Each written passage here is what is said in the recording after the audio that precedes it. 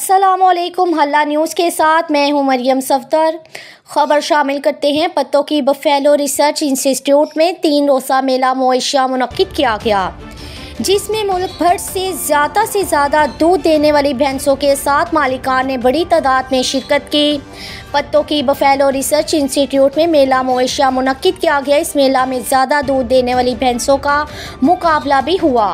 मुल्क भर से भैंसों के मालिक अपनी ज़्यादा से ज़्यादा दूध देने वाली खूबसूरत भैंसों को लेकर आए। इस मेला मुआयशा में वज़ीर बहबूद आबादी retired colonel Hashim Dogar, secretary livestock Naveed Haidri Sherazi समेत कई मेहमान गिरामी ने बड़ी तादाद में शिरकत की।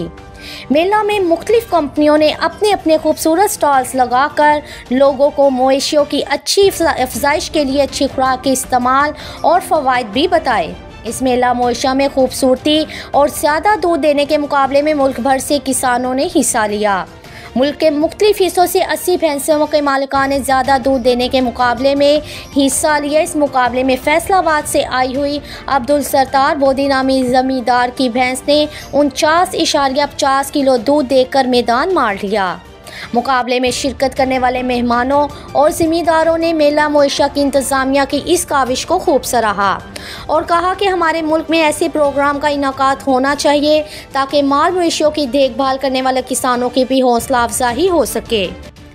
अपने इलाके की हर खबर से बाखबर रहने के लिए देखते रहें हल्ला न्यूज़।